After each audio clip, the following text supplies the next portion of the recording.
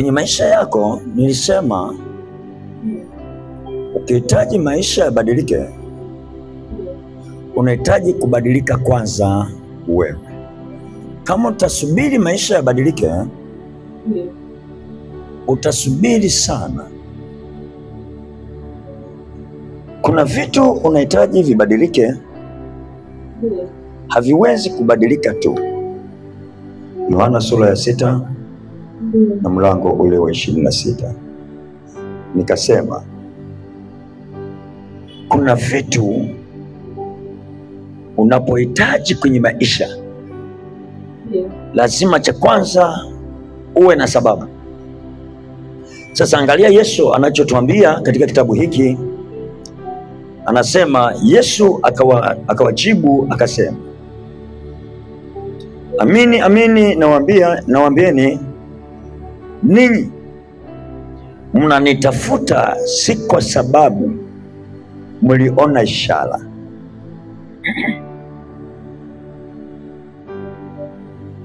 bali kwa sababu mlikula ile mikate mkashiba.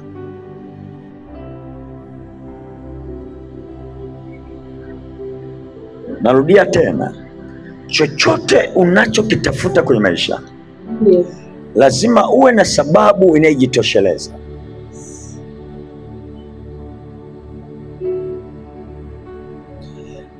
Ili uweze kumshawishi hata Mungu apate kukukamilishia mahitaji yako. Hata kama unaomba, kama hakuna sababu yenye tija inaweza kumshawishi Mungu akujibu maombi yako, maombi yako yatakuwa ni mvuke na Mungu hata kujibu. Katika maisha unahitaji sana kuwa na sababu katika kile unachokitafuta. Kama unatafuta bora mradi kumekucha, natafuta bora mradi nile nishibe, ndio maana maisha yako hayatakaa yabadilike. Ndio maana huwa nawaambia hata mabindi, unahitaji kuolewa. Shida yangu haitakuwa kwenye kuolewa, shida yangu itakuwa unaolewa ili iweje? Nini kinakusukuma ukaolewe? Toa sababu za kuolewa. Unahitaji kuoa, lazima uwe na sababu zinazokufanya uende ukaoe.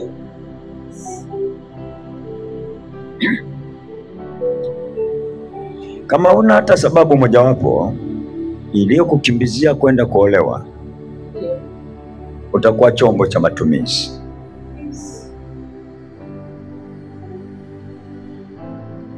Ndio maana juzi nilisema unauza miogo ili iweje?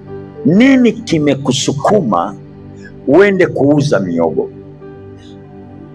Nini kimekusukuma uende kuajiriwa? Nini kimekusukuma useme mimi nataka kuwa mfanyabiashara? So, kama utaingia kila eneo bila kuwa na sababu madhubuti zinazoweza kusaidia ufanikishe kile unachohitaji kifanyike. Waandishi walisema hata mali bila daftari hupotea bila habari. Kwa sababu Yesu anasema kumbe hata hawa wengine walimfuata Yesu sio kwa sababu wanamhitaji Yesu, ila walimfuata Yesu kwa sababu hata jana walipokuwa naye walikula mikate na kushiba. Kwa hiyo wanategemea hata leo watakula na kushiba. Mungu hana shida na kile unachokifanya, haijalishi ni kidogo sana.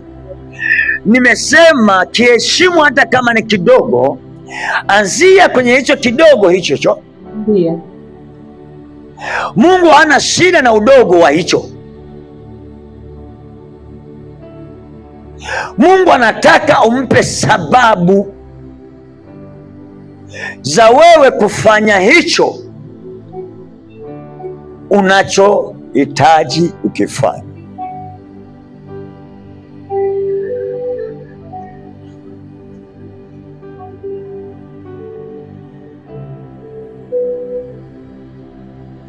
Na ndiyo sababu kwenye kitabu cha Isaya, nadhani Isaya 43 asema, leta hoja, toa sababu,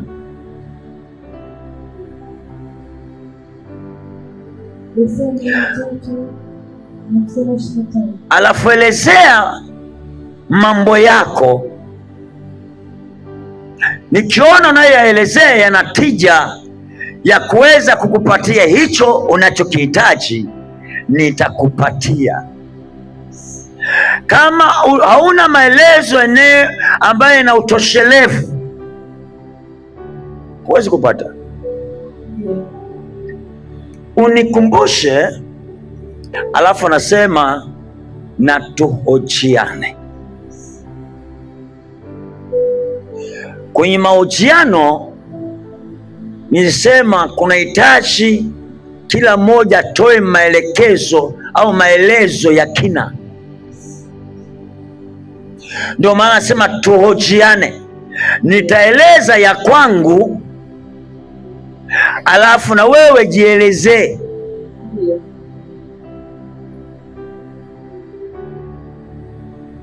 Unataka nikupe hicho kwa sababu gani?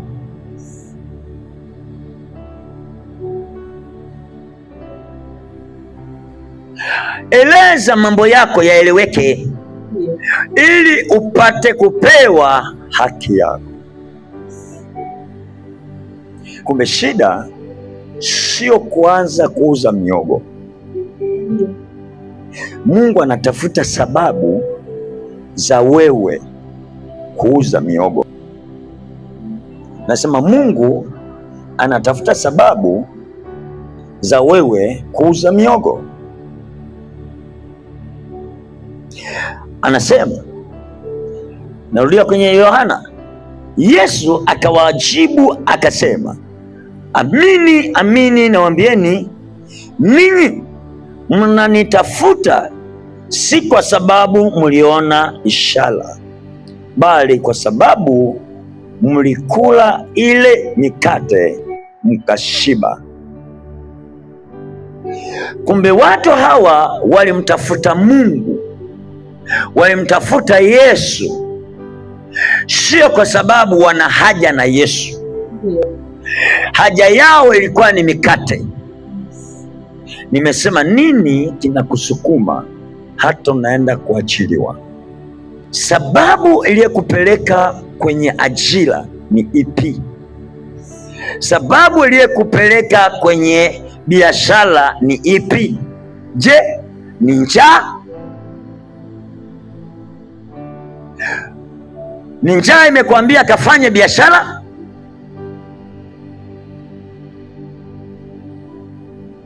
Je, unataka kufanya biashara kwa ajili ya heshima? Unataka kufanya biashara ili wajue na wewe ni mfanya biashara? Sababu iliyokupeleka ukawa mfanya biashara ni ipi?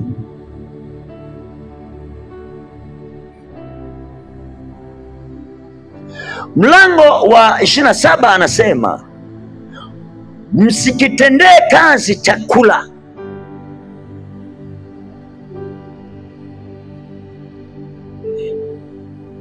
chenye kuharibika, bali chakula kidumucho hata uzima wa milele. ambacho mwana wa Adamu atawapa, kwa sababu huyo ndiye aliyetiwa muhuri na Baba, yaani Mungu. Juzi nilisema kitoto cha ndege kinapozaliwa kinazaliwa na ngozi nyeupe, hakina manyoya, hakina hata vinyoleo. Kinazaliwa kama ulivyozaliwa wewe, uchi. Lakini kitoto cha kuku kimezaliwa kimestilika, kimewekewa manyoya, vile vinyoleo, na kadri anavyokuwa ndipo manyoya yenyewe yanakuja. Mtoto wa ndege anazaliwa mweupe,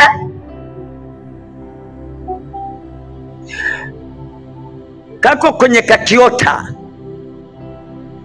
Siku ya kwanza, ya pili, ya tatu, unaona tunyoleo tunaanza kichwani.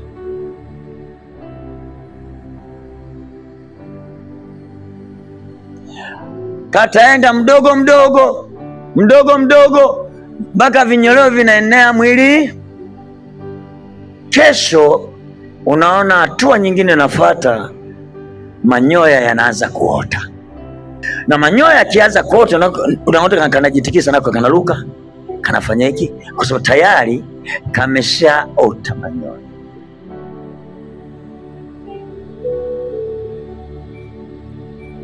Lakini kabla ya yote unaona kama kuku aliyenyonyolewa kako tu hapo.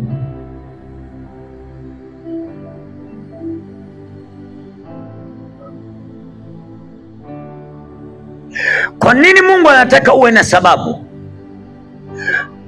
Nilisema kwamba Mungu hana shida na mwanzo wako. Mungu anautazamaga mwisho wako, kwa sababu anataka aone kama umeanzisha biashara ya miogo. Yeye hana shida na biashara ya miogo. Yeye ana shida na kile unachokiona mpaka ukaanzisha miogo. Kwenye hicho unachokianzisha unaona nini? Na umeanzisha ili iweje?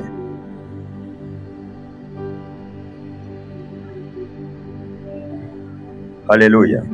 Amen. Umeanzisha ili iweje? Je, ni kwa ajili ya kuhangaikia tumbo? Unakitendea kazi chakula kwa ajili ya tumbo? Ndio maana Yesu, kama ni hivyo, usikitendee kazi chakula.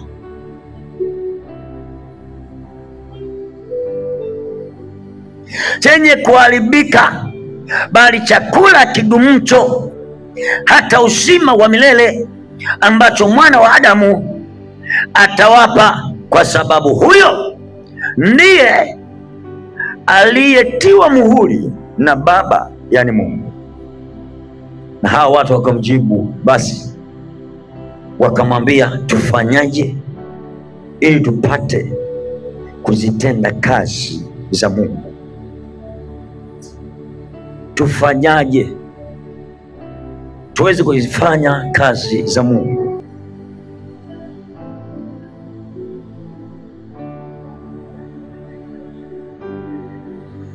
Kuna kitu Mungu anajaribu kutufichulia hatua kwa hatua.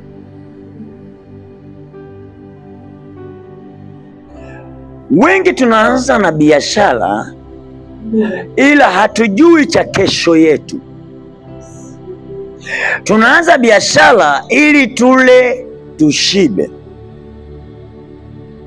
Asema kama utakitendea kazi chakula, basi Mungu wako ni tumbo.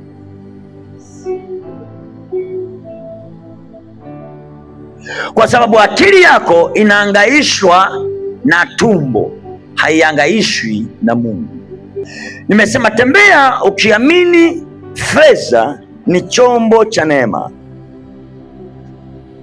wala si chombo cha maovu.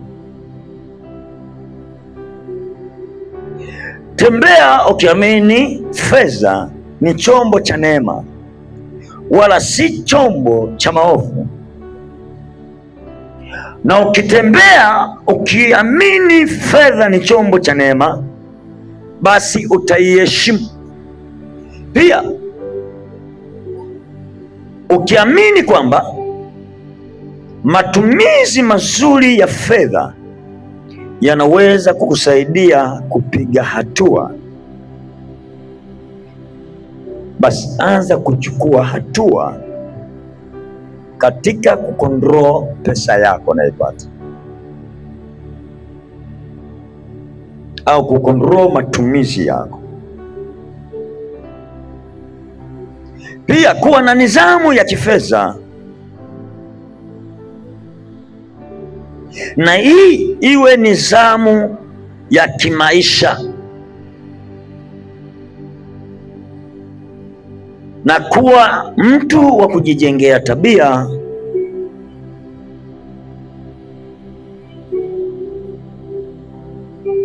tabia ya kuandika matumizi yako unayotumia kwa siku, ili uweze kujipambanua kwa kila mwezi au kwa kila mwaka kiasi unachokitumia. Ukifanya hivyo utagundua kitu, kwamba mimi ni tajiri, ila nimekosa tu mwongozo, nimekosa mwongozo wa kunisaidia namna ya kujisimamia.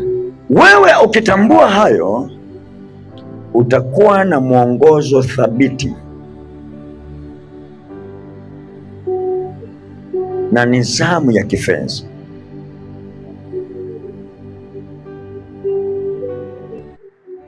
Mungu anapokuja kwenye mazingira ya watu kuinuka, Mungu haangalii maombi wana wa Mungu lekete karabashitete. Umenielewa eh? Yeah. Anataka ujenge hoja. Kwa nini unamuomba hicho kikamilike? Kwa nini anatafuta sababu? Nimesema kuna watu wanaingiza mamilioni ya pesa, lakini hawajui yanapopotelea.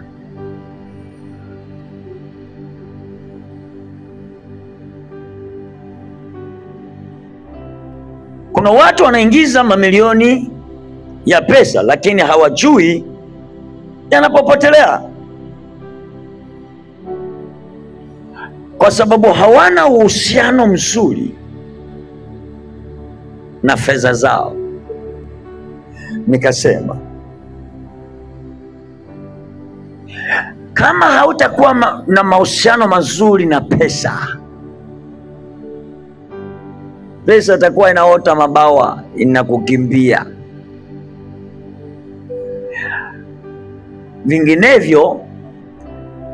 Vinginevyo utaishika pesa, lakini vile vile utaizika tumboni, na tumbo ndio litakuwa Mungu wako.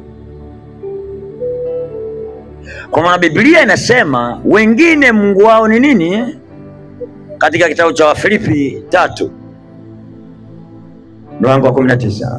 Ni kweli utahangaika kuuza miogo, utahangaika kuuza hiki, utahangaika kuuza hiki, kama hauna sababu thabiti zinazomshawishi Mungu apate kukuinua. Umenielewa eh? Amen. Anasema mwisho wako utakuwa wa ovyo, kwa sababu hauna mahesabu, hauna mtazamo chanya kwenye kila unachokifanya. Anasema na tumbo lako ndio litakuwa Mungu wako. tumbo lako kama litakuendesha kufanya biashara, siku zote utalihemelea tumbo, lakini kuna vitu havitakaa viwe sawa kwa maisha yako. Tunaelewana? Tunaelewana? Ndio maana Yesu anawaambia, yani ni kweli hawa watu wamekuja kwangu, lakini ukweli hawanihitaji mimi. Wana kazi yao kubwa, yani wamewekeza nguvu zao kubwa kwa ajili ya kupata chakula. Wanakifanyia kazi chakula, lakini hawafanyii kazi ile roho inayoleta chakula. Ndio maana nasema msitafute chakula kinachoharibika, tafuteni chakula kisichoharibika. Chakula gani hiki? Kuna roho natakiwa upewe. Chakula hata jioni ya leo nakulisha chakula. Keti kwenye fundisho. Kimwili unakula dona. Hebu tafuta chakula ili unapokula sio na vimba tumbo. Hiki chakula unapokula ufahamu unafunguka, akili zinafunguka, unakuwa mtu mwingine.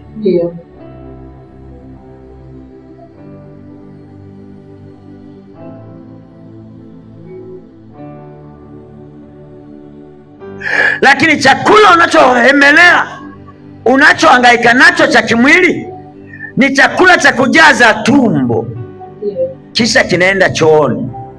Ndio maana nasema kinaharibika. Lakini tafuta chakula ambacho kitakusaidia kwenye maisha yako uweze kufikia malengo fulani. Sasa tafuta hii roho, njoo ufundisho, pewe maarifa ya namna gani ya kubeba neema ya kifedha.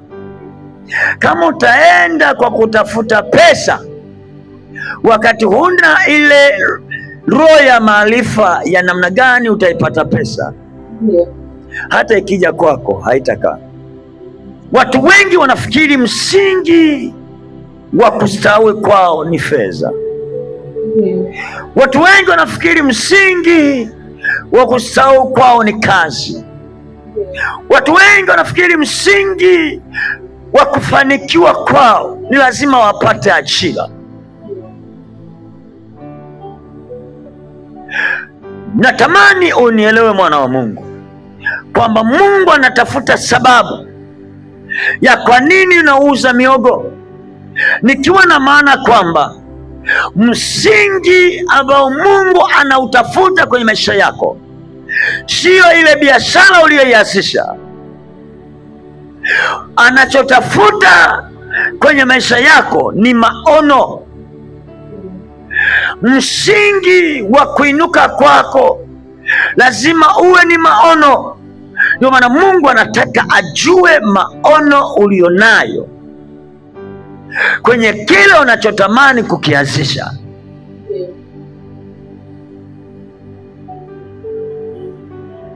Maono ya kwako ni yapi? Kama utaanzisha mihogo au utaanzisha biashara yoyote kwa ajili ya tumbo, Mungu ana ushirikiano na wewe. Lakini ukiwa na maono na Mungu akayajua maono yako, Mungu ataenda na wewe. Kwa hiyo msingi wa kuinuka kwako ukiwa ni maono, mtaji wa maisha yako ukiwa ni wazo. Nasema msingi wako uwe nini? Maono, alafu mtaji uwe wazo. Uwe wazo. Ukiipata 10,000 iwe nyenzo au iwe kitendea kazi, ni rahisi kuiheshimu.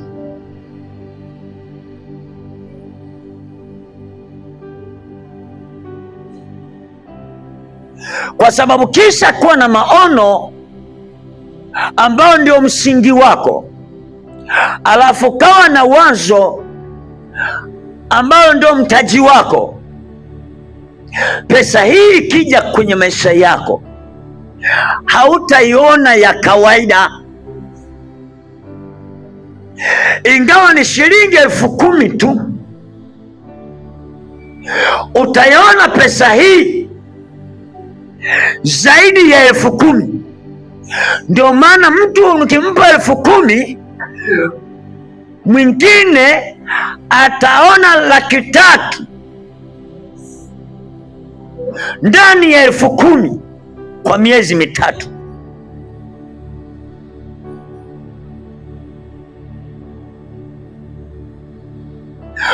Wakati wewe 10,000 ambayo huna hata maono, huna hata wazo jema, utaona 10,000 haitoshi hata kutimiza mulo wa siku moja. Mwenzio anaiona ndani ya 10,000 anaona 300,000. Hii 10,000 nilionayo ndani ya miezi mitatu nataka niwe na shilingi 300,000. Huyu mtu inawezekana.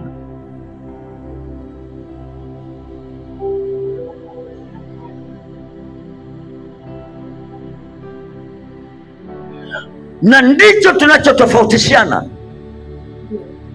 Kuna mwingine haoni kile unachoona kidogo wewe, anaona ndani ya kidogo maelfu ya pesa.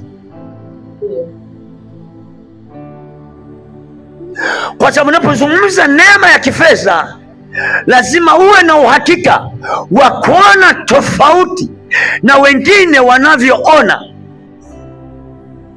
Kama utaona kawaida kama wengine wanavyoona, mwanangu, umefeli. Umefeli. Anakaa na shilingi 100,000 ndani, anafikiria hii 100,000 hata kulima haiutoshi. Ingekuwa natosha ningeenda kulima, lakini haitoshi. Anafikiria sioni cha kufanya.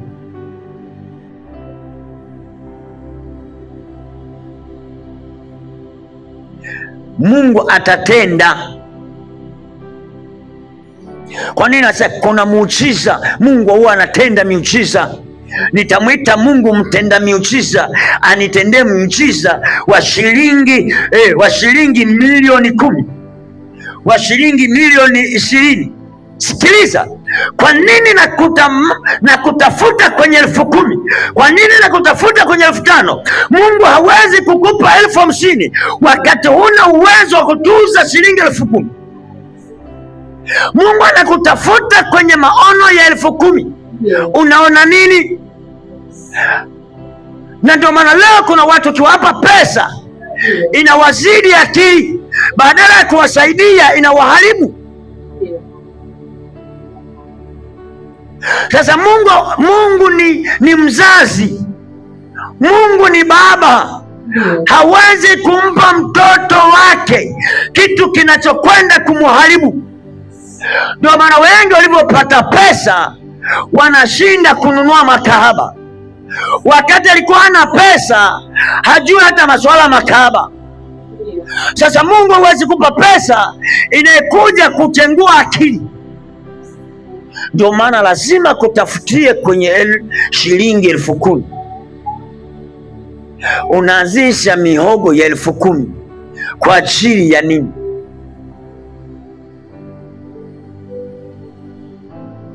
Kwa ajili ya nini? Na Mungu anatafuta ufahamu wako, atautafuta ufahamu huu, anautafutia kwenye maono yako. Ndio maana kule anasema leta hoja yenye nguvu, eleza mambo yako upate kupewa haki yako.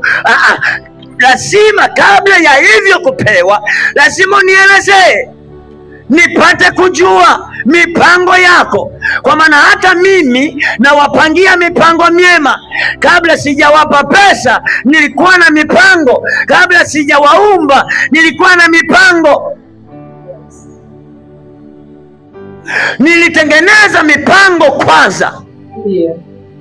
Mipango ilipokamilika ndipo nikasema iwe dunia ikawa dunia, iwe bahari ikawa bahari, tumfanye mtu na akawa mtu. Nikasema taishije duniani, nikatengeneza mpango wa kumpelekea kila kanachohitaji duniani. Kwa hiyo Mungu alianza na mipango, ndio maana mpaka leo anajua anachokupangia wewe. Mungu anataka aione product yake katika kuhitaji kustawi. Endaje?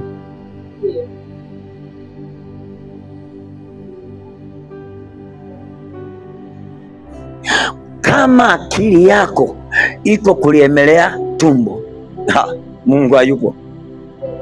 Sikuomba hicho, sikuomba mtu wa muda wote anafikiri njaa, nitaishije. Kwenye kitabu cha Mathayo anasema msifikiri sana jinsi mtakavyo kula, mwanze kusema nitakula nini, nitavaa nini, nitakunywa nini.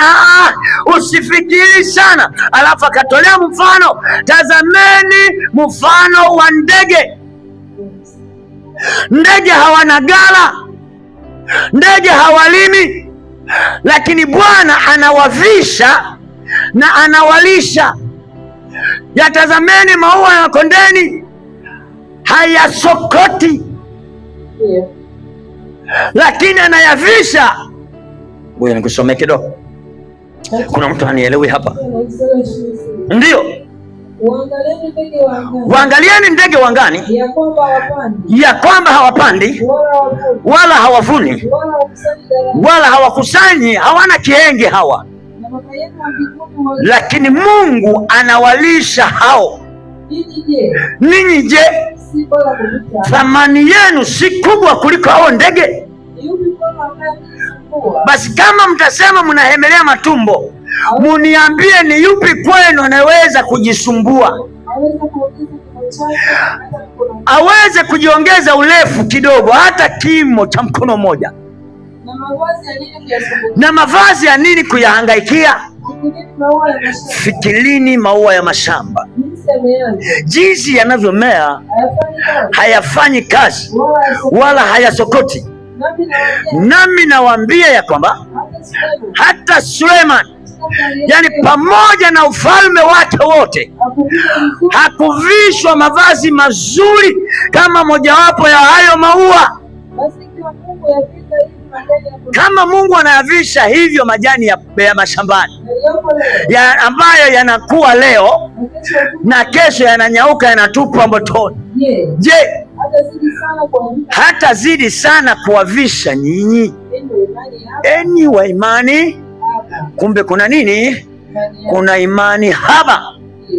Ndio maana hatuna maono. Sasa Mungu anakutafuta kwenye maono. Neema ya kifedha ikupe utofautisho. Kwa sababu unapozungumza imani, imani kila mtu anayo. Waganga wanayo imani, hata wachawi wanayo, mafilimasoni wanayo. Shida sio imani, shida sio imani. Walokole wanayo, makahaba wanayo, shida sio imani. Shida ni nini tofauti ya imani yako na imani ya washirikina? Tofauti ulionayo, yani tofauti ya imani yako na waganga wa kienyeji ni ipi?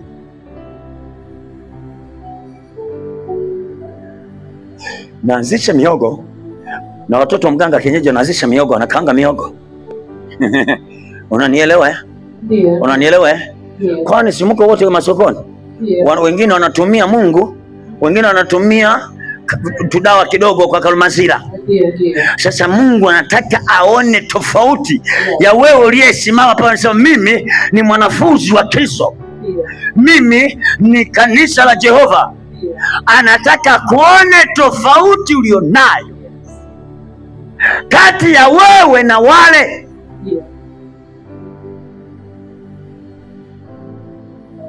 Nikikupa 10,000 mwanangu, 10,000 hii shika wewe 10,000 na wewe shika 10,000, utaona nini?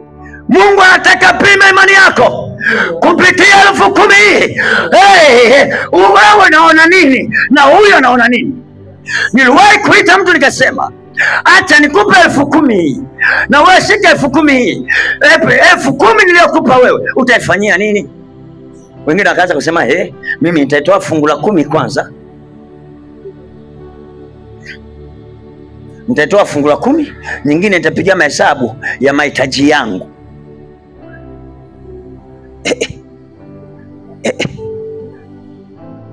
Sasa tufafanulie sasa mahitaji. Mungu anataka ufafanuzi. Kumbe tofauti ya imani, tofauti ya imani iko, kila mmoja macho anayo, lakini kuna namna ya utazamaji. Anakitazama hii, mwingine anaona 10,000, lakini mwingine anaona 300,000 ndani ya 10,000. Tuna utofauti hapa.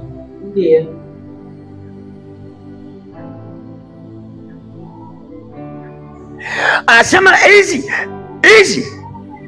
nyekundu hizi nataka ndani ya miezi au mwezi mmoja niwe nimepata 300,000. Kwa nini anapata 300,000? Kwa sababu haoni 10,000, anaona 300,000. Ukijua hata utendaji kazi wake, ufanyaji kazi wake utakuwa ni wa tofauti na yule anayeiona 10,000. Ubunifu wake utakuwa tofauti na yule anayeona 10,000.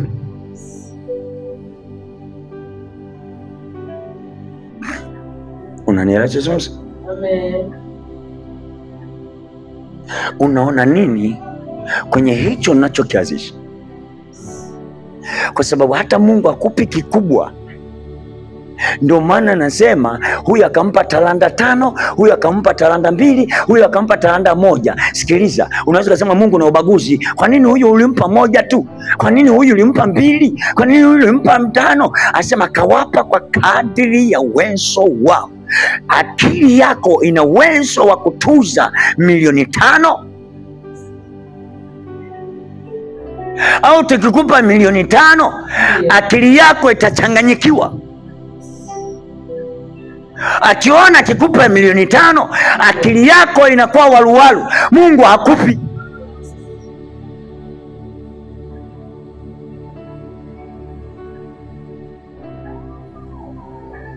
Wakati mwingine tunajichelewesha sisi wenyewe kwa sababu ya namna tunavyotazama jambo. Ukionako na kizalau kidogo ulicho nacho, utaishiaga hapo hapo siku hadi siku. Anza kusema hivi, Mungu hanioni. Yaani kama kuimba, ninaimba vizuri, wakati mwingine ninalia mpaka machozi yanakuja mpaka kwenye kidevu, lakini Mungu hakumbuki haya. Mungu hana hata shida naye, anataka maono yako. Unapata 10,000 unabugia yote, unasema Mungu ataniinulia. Kwa sababu hata kanisani wanasema omba Mungu akuinulia wasaidizi wa hatima. Ipo siku nitakutanishwa na hakuna furushi utakalo liokota. Usisahau hili.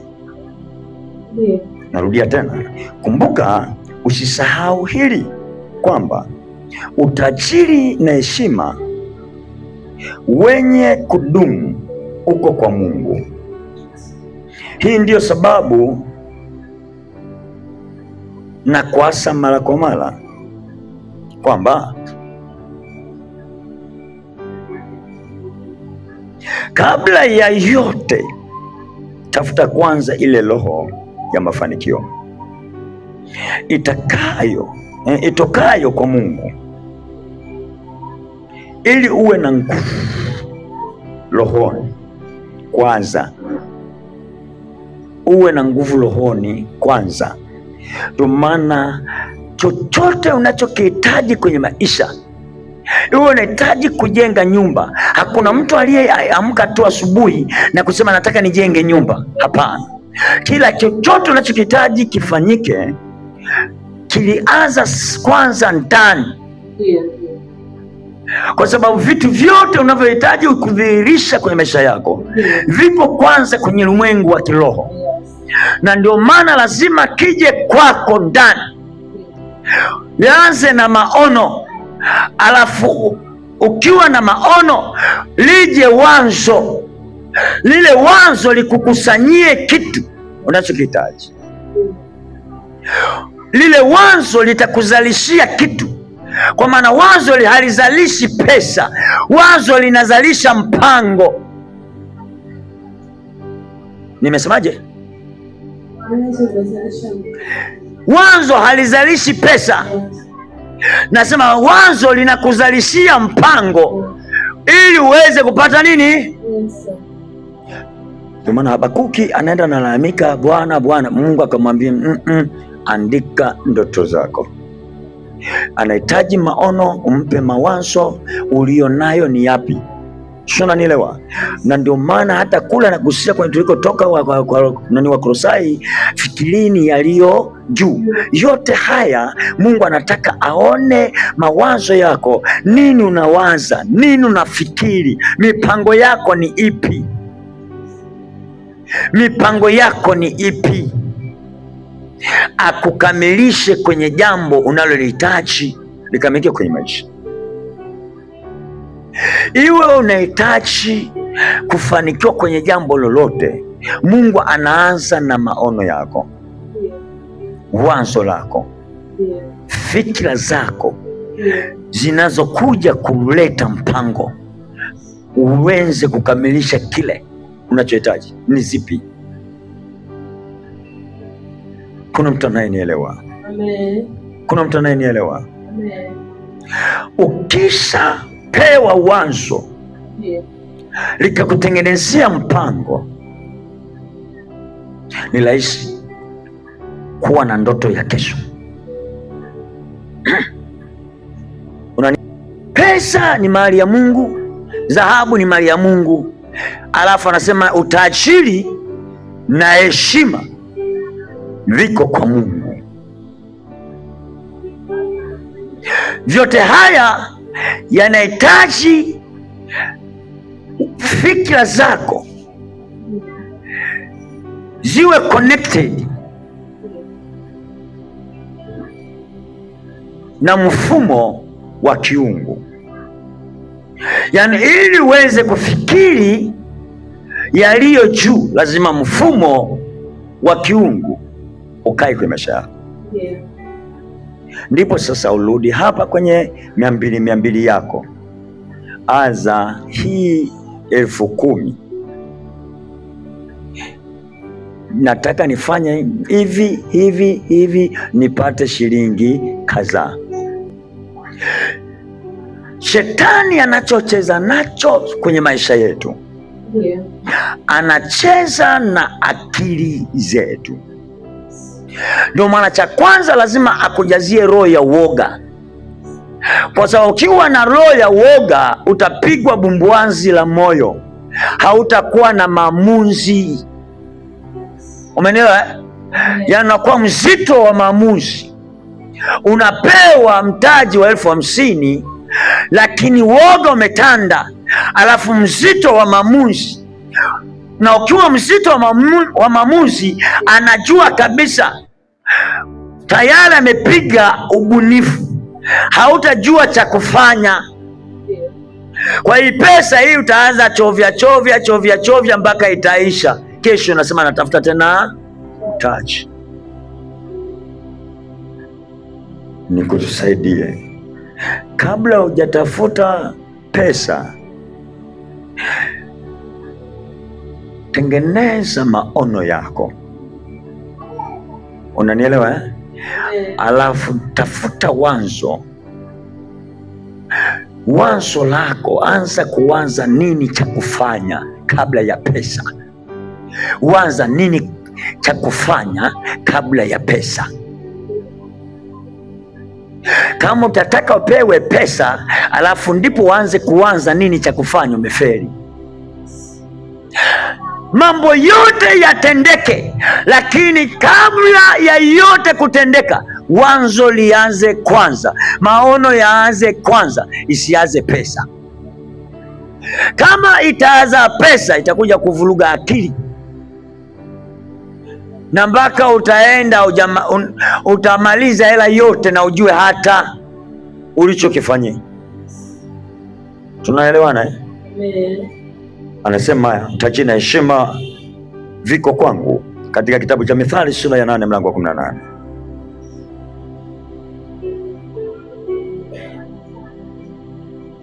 Mambo matano uyafanye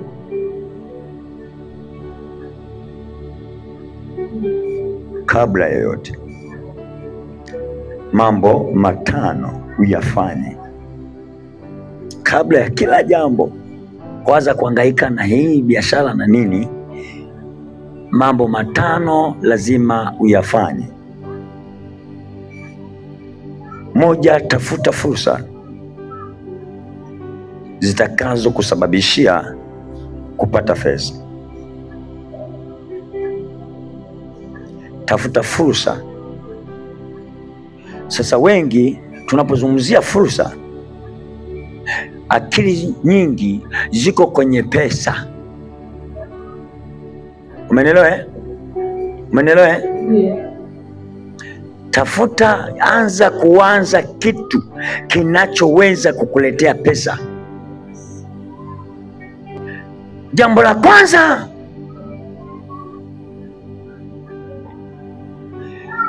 tafuta roho ya ubunifu au kuwa mbunifu wa mambo.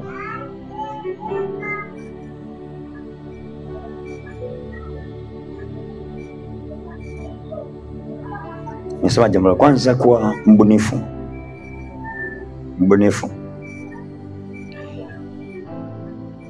Jambo la pili, usifikiri kwa ajili ya mtu mwingine. Fikiri kuhusu wewe kwanza. Hii nitachanganua. Juzi nilisema unapotaka kufanikiwa kunahitaji nini? Uchoyo. Jenga msingi, anaanzisha biashara, faida ya kwanza akaipeleka kanisani, mshahara wa kwanza akaupeleka madhabahuni. Huyu anajenga msingi wa ajabu sana, Ndio. Alafu wengine huko hangaikaga na fungu la 10, msumbuane Mungu kwenye fungu la 10. Huyu anafika mbali. Ndio. Kama utasaidia ndugu zako bado uko kwenye msingi, umefeli. Hata kama watakung'ong'a, acha wakung'ong'e. Tengeneza msingi ukue, tengeneza biashara istawi. Ukiisha fika kwenye lengi fulani, ndipo aanze kutuza mama yako. Huwezi kuanza kutuza mama yako na mshahara wa kwanza wakati wewe mwenyewe ni zero. Yaani hapo ni sawa na watu walioko kwenye matope, alafu huyu anampigia kelele mwenzie, naomba nisaidie nitoke. wote mmedinilimia kwenye matope, alafu anasema wewe nyosha mkono nisaidie. Yesu akasema, wewe mjinga kweli, una boliti kwenye jicho lako, alafu unaanza kucheka vibazi, unasema ngoja nikutoe kibazi kwenye jicho lako, wakati boliti ya kwako mwenyewe kwenye jicho imekushinda.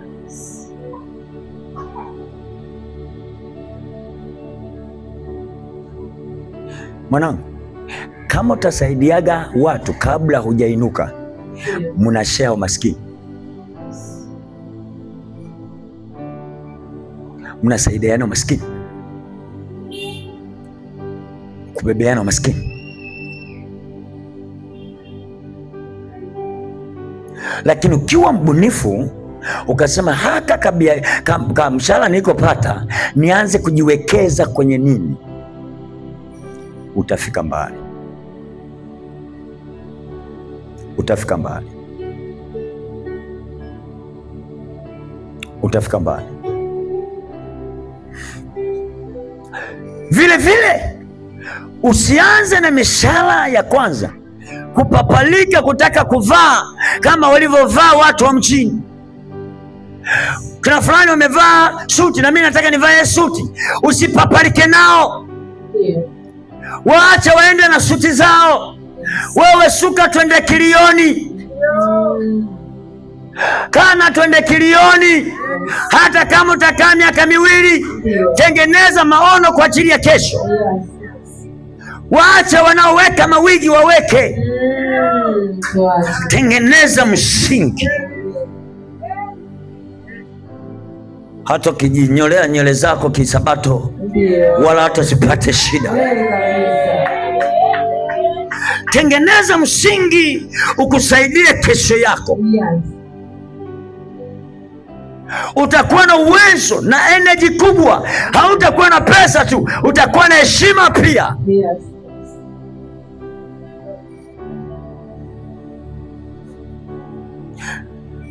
Unanielewa eh? Amen. Unanielewa eh? Amen. Unanielewa eh? Amen. Lakini kama hujajenga msingi, unaanza kusaidia wengine. Mtu mmoja na usemi mmoja akasema, jamani, viwanja huwa havitembelewi. Yaani mtu amenunua nini? Kiwanja. Kila siku anasema naenda kutembelea uwanja wangu. Anasema viwanja havitembelewi, tafuta pesa, jenga. Viwanja havitembelewaji. Ndio. Kila siku naenda kutembelea kiwanja changu. Naendelea kutembelea kiwanja changu. Asa tafuta pesa, jenga.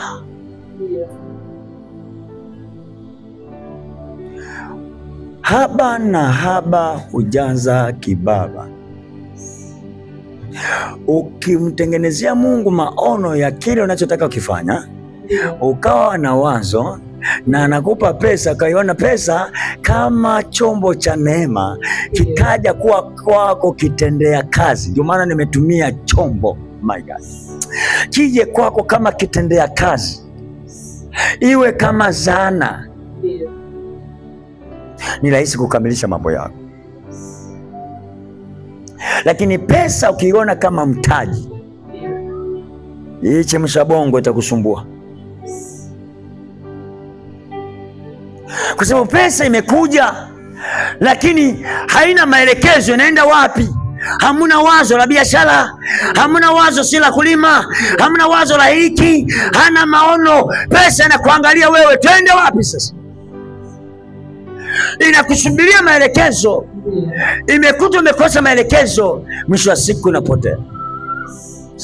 Tulienda kwake, lakini hakutupa maelekezo. Hakutupa maelekezo. Pesa imekosa maelekezo. Ndio maana mtu mwenye maono akaweka malengo kwenye maono yake, akawa na wazo. Pesa ilikaja ikakutana na wazo. Pesa ile inaingizwa moja kwa moja kwenye wazo lake, itaenda kufanya kazi. Unanielewa eh? Amen. Unanielewa eh? Amen. Nina mpango wa kununua viti, nina wazo wa kununua viti. Pesa ikija tayari inajulikana ni ya wapi, kwenye viti. Hii pesa itakamilisha mipango. Lakini huna wazo na ujui nini cha kufanya, mwanangu, kila siku utakuwaga unaimba wimbo, natafuta mtaji, natafuta mtaji, natafuta mtaji, natafuta mtaji. Alafu na Mungu anakuambia kama mtaji, nilishaweka mtaji ndani yako. Mtaji gani Mungu uliweka ndani yangu? Ndio maana nilikuagiza shika sana ulicho nacho. Asije mwovu akaitwa mtaji yako. Sasa kuna kitu niliwekeza humo, mtaji wako huo. Tayari kuna mtaji uko ndani mwako. Yes. Unasubiri maamuzi. Ndio. Alafu pesa ikija, ndio, ikamilishe mipango yako. Yes. Wewe umebaki. Ndio maana kuna watu mna mtaji mzuri. Ndio. Ule mtaji ulioko ndani unakutengenezea kawazo. Yes. Alafu kale kawazo unatoka unaenda kwenye kijiwe cha wezio, unapiga stori na wezio, unaanza kumpa kawazo liko nako. Ulipompa kawazo liko nako, uliuza mtaji, mwenzio akaenda kufanikiwa kwa wazo lako. Alafu wewe una mawazo mazuri yanafanikisha wengine. Yani mwenzio, kumbe shida sio pesa. Shida alikuwa anatafuta wazo kama ulilo nalo wewe. Siku aliyoipata lile wazo, akalifanyia kazi, amefanikiwa. Lakini mwenye wazo umebaki vile vile. Kwa nini? Yamkini una wazo ila huna maono. Ndio. Yamkini una wazo zuri ila adui kaua roho ya ubunifu. Haleluya. Amen. Jambo la 4, weka mawazo katika kuwekeza.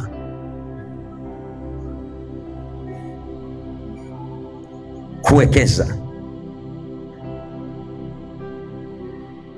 Kuwekeza.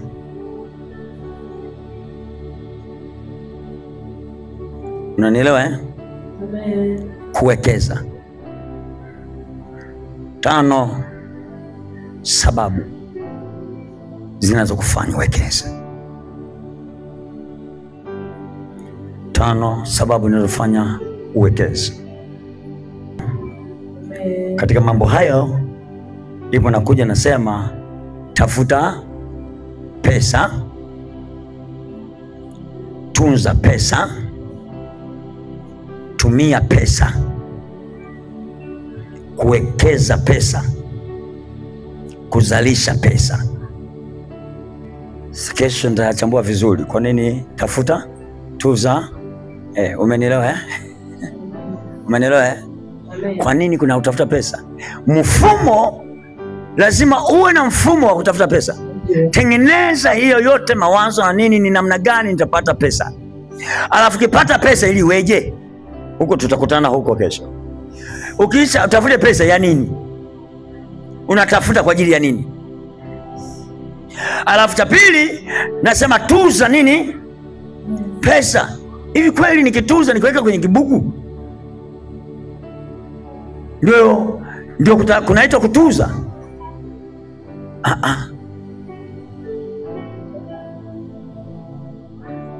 Sababu unaweza kufungia pesa yako kwenye draw, ukaiachaka kwenye draw. Sasa mimi natuza sana pesa. Pesa kama utaiweka kwenye draw ikang'ang'ania kwenye draw, na isipozaa ni kazi bure.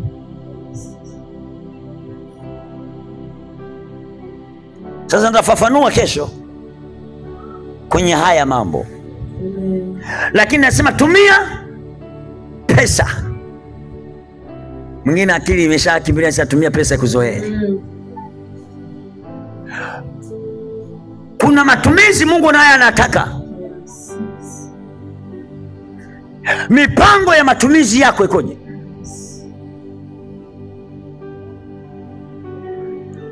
Au ndio unanunuaga kabati unajaza ndani, sasa kabati la vyombo wewe unataka la futi ngapi? Futi 4. Unataka nini? Nasema nataka ile screen ya inchi ngapi? 52.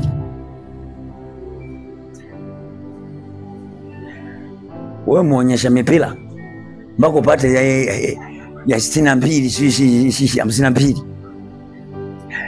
Chumba cha kupanga, kodi inakusumbua, hata mtaji wa karanga huna, umegaramia wewe, umetuza hela kwenye kabati. Ndio hizo mnasema kutuza. Ndio maana wengi mnatuza kwenye vikoba, wengine kwenye wanaita ni upatu. Upatu ndio ni anaita tunacheza mchezo. Kwa unatuza kwenye mifuko ya wenzako. Ukipokea kali yako unafuata nini? Sasa nimefuata screen. Nilituza. Sio vibaya kununua vitu, lakini lazima ujue kanuni za matumizi. Pesa haitumiki ovyo ovyo, nayo ina macho.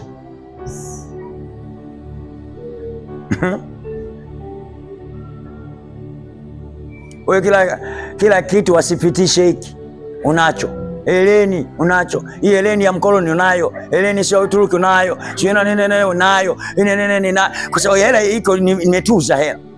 Hayo sio matumizi. Yani wewe ni wale wa akina usinipite.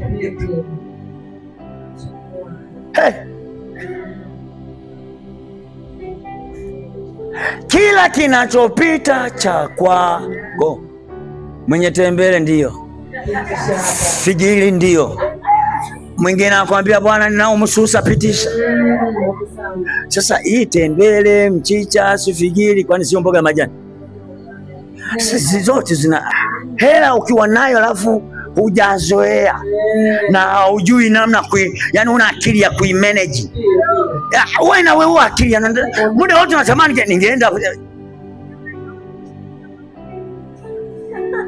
ina kusumbua. Yani ukae pamoja utafikiri umewasiwa moto. Ukikaa hapa kuna uvuguvugu, kikao na ungua. Kwa lazima niende kila kona. Sasa na yeye anafikiri matumizi ya nini? Ngoja nikusaidia mwanangu. Ukiona unaotaga ndoto za kuhitaji msaada, waniinue maisha, ujue wewe ni masikini, utakuwa masikini. Unanielewa? Amen. Hujanielewa? Ukiona una kawazo kakuhitajiki msaada, ujue ndivyo unavyohitaji umaskini. Ili ukiwa na mawazo ya kuhitaji kusaidia, Mungu anasema gonga 5. Natafuta watu kama hawa. Amen.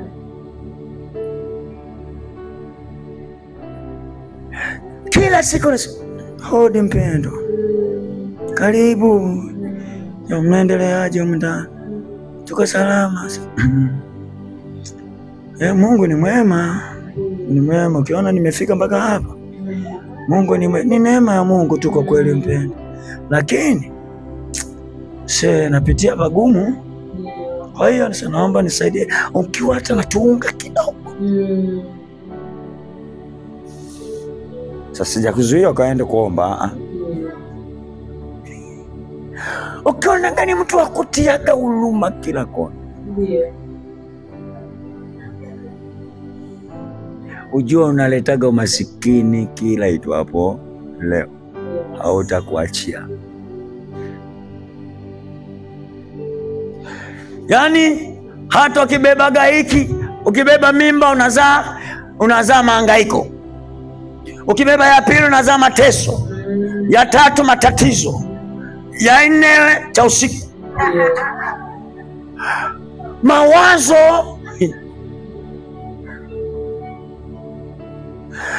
Kwa nini utapangilia hayo? Kwa sababu ya aina mkao. Lakini mimi naamini huku nataka niguse kwenye hatima, hawa wasaidizi wa hatima, nguvu ya kuinuka. Umeelewa? Unajua Mungu mjanja kweli. Yaani kuna vitu aliviweka mikononi mwa wale unaosema mimi sitaki wale. Alafu kila siku unakatiza kwenye maisha yako. Anasema usiyempenda kaja. Wale ndio wamewekeza vitu kwao. Alafu vya kwako wewe. Lakini anataka aone maono yako. Aone mawazo yako. Ukiamuka hapo, safi. Safi. Ndio maana utajiri wote wa Israeli, utajiri wa Israeli ulikaa Midiani, kwa Wafilisti, Misri, Babeli. Kwa hiyo mkitafuta nendani kule, alafu mnaenda kule mnapigika, mnajielewa haya, mnapigika siku mkianza kusema kwa kweli Mungu tukumbuke, akili zetu tumekutegemea wewe tu. Mungu asema mmenitegemea mimi, anapeleka roho yake kuamsha roho ya Koreshi. Watu warudi Yerusalemu kwao, alafu asirudi mikono wabebe na mali zao. Sasa kuna mali zetu kuliweka nini? Wapeni kila kitu. Wameenda Misri. Sasa Farao, muhakikishe mmewapa kila kitu hao. Ni nguvu tu ya kujua mambo fulani, ila kesho nitafundisha kiupana, utaelewa tu, kwa sababu ndani ya wasaidizi wa hatima nataka nikufundishe kitu kwamba kuna nguvu ya kujua usivyotakiwa kujua, ndivyo vimekuweka kwa maskini. Kuna watu ulipojua vitu ambavyo havikupasa kujua, umekuwa maskini zaidi, umekuwa mtu mwoga zaidi, umekuwa jinga zaidi, kwa sababu umejua vitu ambavyo haukutakiwa kuvijua. Na kujua vitu ambavyo havikutakiwa wewe uvijue, ndivyo vimekuharibia nafasi, vimekuharibia mtembeo, vimekuharibia ustawi fulani, kwa sababu litaka kila kitu kijue wewe.